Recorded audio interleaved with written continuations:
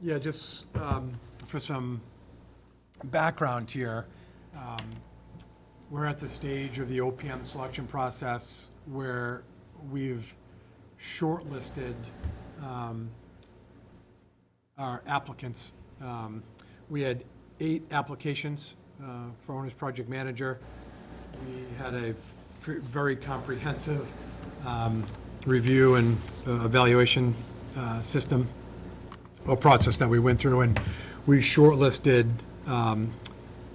per our request for services and per the requirements really from MSBA. We shortlisted the applicants. We chose 4.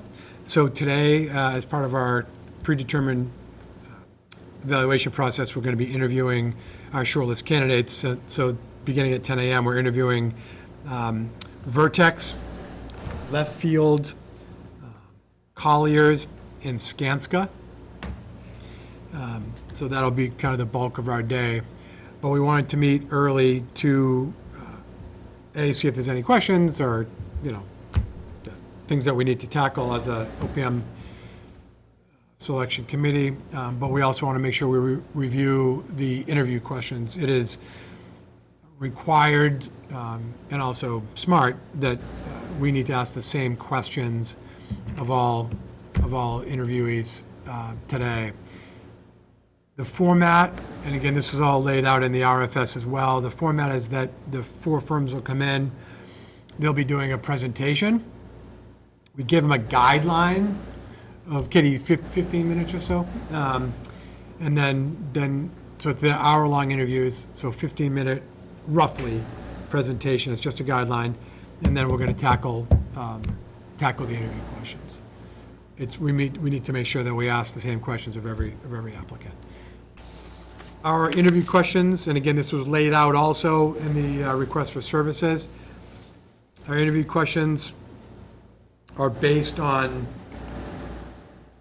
these sort of 5 key criteria: management approach, key personnel, capacity and skills, life cycle cost analysis and value engineering, and then the 5th is obtaining and integrating community feedback into the process. So that's sort of our lens as we're listening today, like those 5 criteria.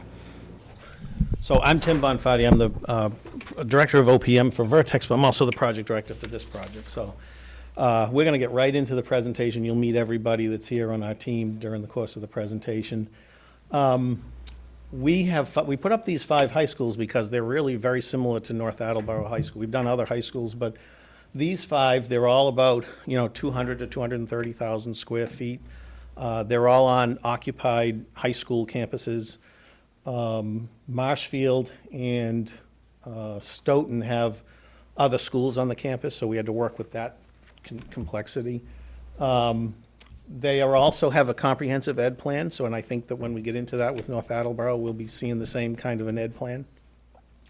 And I think most importantly, they were all successful in their town vote. They're by pretty significant margins. And really, one of the things about our project management group is all our projects have been successful all our school projects have been successful in their town votes. We've had a couple of police stations which don't have reimbursement that didn't make it through their town votes, but all of our school projects, and as you'll hear, we've done a lot of them, have been successful in their town votes, which I think attests to the sort of community buy-in and engagement process that we will get more into. Thanks, Chin. So this is series of slides is going to go into basically a lot of the topics you have here, so this serves as sort of a mini agenda. But this formula of team, plan, execute is something we drive home to our team all the time. It's the formula for a successful project. I won't read all the bullet points, but obviously finding the right designer through the MSBA designer selection process is an important task, as well as deciding on the project delivery system. A key part of the plan, there's obviously the budget and scope and schedule, but is this community engagement, and I'll talk a little more about that as we move through the process. And because the MSBA process tends to be complex, I think very good, by the way, but complex, weaving a construction project within it is something that takes, obviously, experience. And then communication doesn't end in the plan. It needs to be fostered through the course of the project, and I know we're going to deal with that in some of the questions and as we get to the questions. So this is this slide is what you have on your desk, which is basically the top bars are a summary of the second page of that, which is a detailed schedule. But as you can see, the MSBA process is 3 parts primarily. 2 of those parts involve being in front of the Mass School Building Authority Board and getting an approval. And that board only meets every other month. So if you miss a board, you've embedded a 2-month delay into the project. And the reason why projects may miss a board meeting very often is because they have to go back and revisit something because the community wasn't all there and bought into it. So one of the things that we work into is this process are a very serious, healthy amount of community forums. And I use that term, community forums can mean a lot of things, but these are engagements directly with people. Obviously, in COVID, they were done with a remote, but as much as possible, we try to do them in person. We have 9 here sort of factored in at sort of strategic times. Obviously, it depends on when, there are things that we need to talk about when final scheduling those, but that's something we believe strongly in, and I think we're going to talk a little bit more about that. And when you look at the communication plan below it, these are the sort of activities that occur that we need to get out to the public. So we look at, every town has a different vibe about how they communicate with the public. Some towns have a very strong newspaper, some towns don't. We really want to sort of take the time to understand that. So with that said, Left Field has been around for 15 years. This is actually our 16th year. We're close to 40 employees. We're doing about $2.5 billion of public work right now. I think we have 7 high schools that we're finishing up or working on currently. So high schools is kind of our thing. I think we're doing more high schools than the other OPM firm in the state. We have a high employee retention, 35% minority and women. We're a very diverse team. And we have offices in Rockland, Boston, and Providence. On the next slide.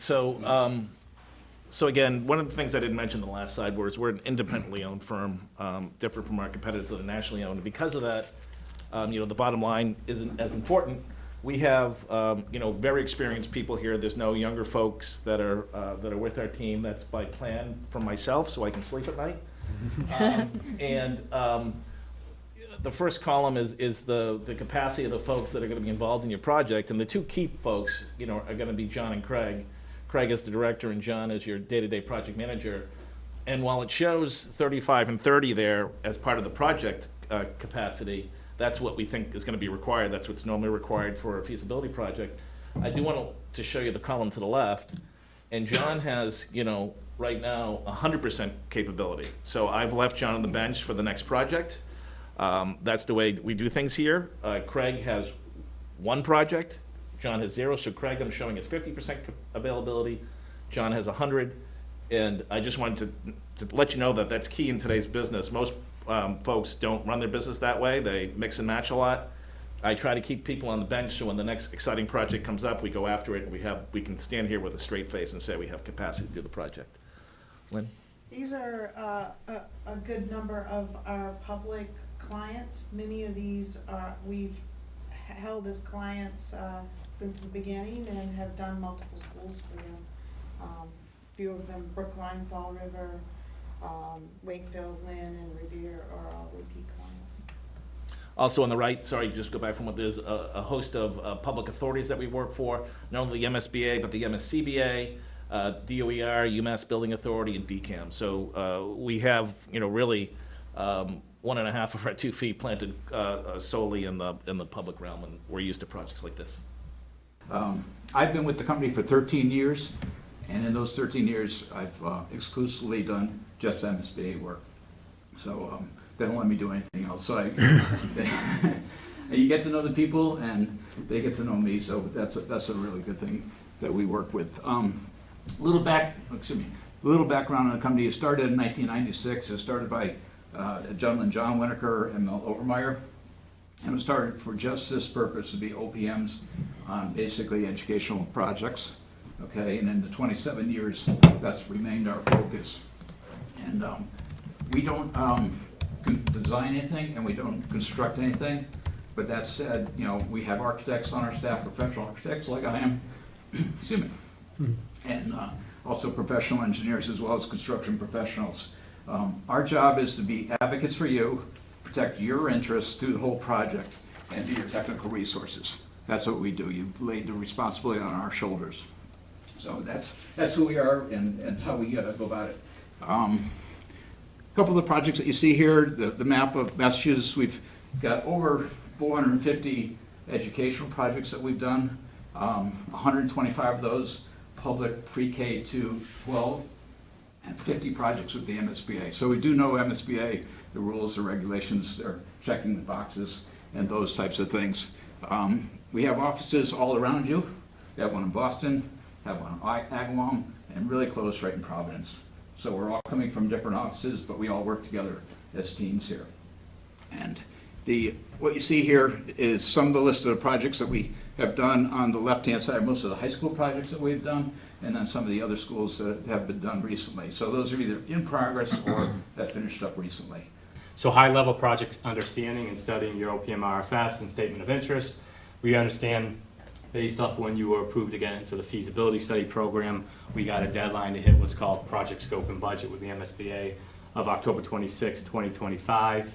We understand the enrollment linked to that feasibility study agreement, grades 9 through 12, at 1,025 students.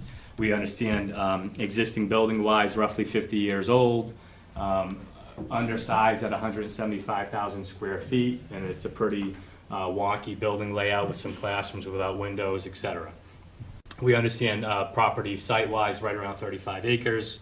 You got your typical sensitivity to sustainability and to being a good neighbor in your residential abutters.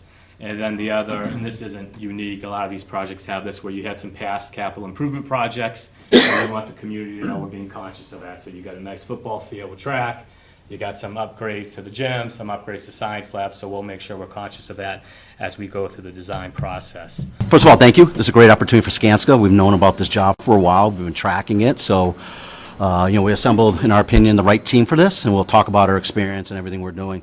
On the cover sheet here, the first page, there's 4 bullets there. And when we do this type of stuff, we like to, what is our message? What do? We drive the process. The first bullet, we're a leader and we communicate. We'll talk more about that through the presentation. We build relationships with all the different, communities or the different, building committee, the town, whatever it is. We build relationships. We partner with the community. It's very important to build trust with them. And we'll talk about more how we do that. And finally, sustainability, as everyone knows, zero fossil fuels, zero net energy. We have a tremendous amount of experience with that. We'll talk more about that. So this team here, like we mentioned, the 4 of us have been on Attleboro High School, so we call it the Attleboro team to bring to North Attleboro. Hopefully we're successful. Also, I don't know if you're familiar with Skanska. Everything we do is in-house. We don't outsource anything. So you can see over here we have permitting, scheduling, estimating. If you're not familiar with Skanska, we actually build schools as well. So we do all of it, so we have a tremendous amount of resources behind this group here. And we do have the capacity to start now. If we didn't have the capacity to do this, we wouldn't be sitting here. It's very important to us to make sure that these folks, including myself, can actually take this job on. The next page, the one with all the line there. So what we thought was important just to show you, these are MSBA core high school projects. We put North Attleboro in there based on the enrollment of 1,025 in the RFQs, so that's agreed upon enrollment. You can see with the gold and silver, these are what the certifications are, targeted or have accomplished it. We have new construction, phase, challenge, occupied construction. And one thing you may not be aware of, back in 2013, we worked on the North Attleboro Science Lab renovations. Kyle Kummer was here at the time. I'm not sure if anyone remembers. So we worked very closely with Kyle on that. Very successful job. So again, we have a lot of history with the MSBA in high schools.